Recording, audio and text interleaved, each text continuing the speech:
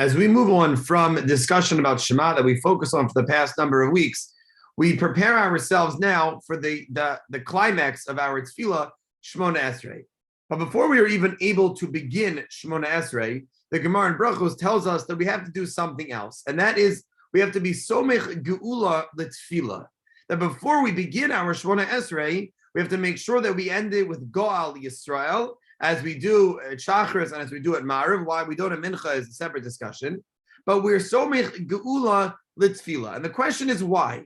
Well, so much so that we really shouldn't pause in between, that we should try to either start our Shmona Esrei right before the Chazan finishes or together with the Chazan, so that we don't interrupt at all. That our Goal Yisrael should immediately flow into our Shmona Esrei.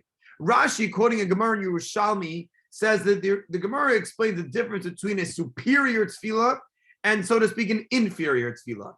That a superior tefillah has an introduction to it, there's prior relationship there, and it's more dependable. An inferior tefillah is where we just jump right in. So in order to build a relation with Hashem, we mention Geulah, and then only subsequently we begin to ask our requests. It heightens the quality of our tefillah.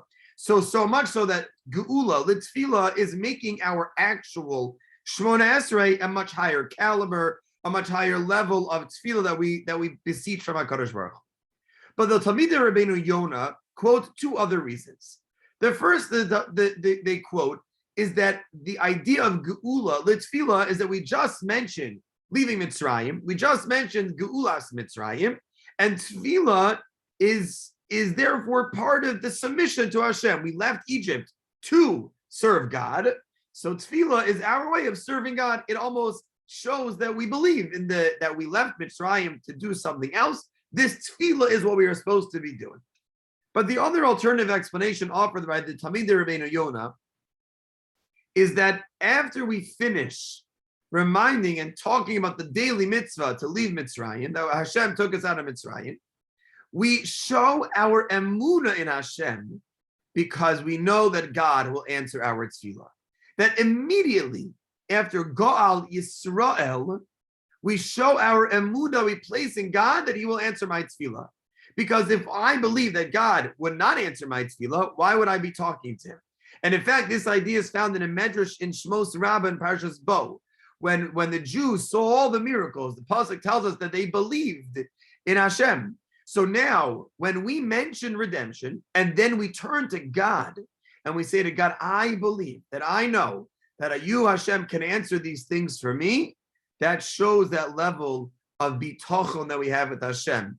And in fact, as we'll have a chance to talk about, it's why we start our Shmona Esrei with shevach and praise, to know to whom I am speaking, to whom can fulfill all the requests that I'm about to ask. So as we say our next Shmona Esrei, when we say Goal Yisrael, and we go right into Shmona Esrei, we should realize that is a level of emunah.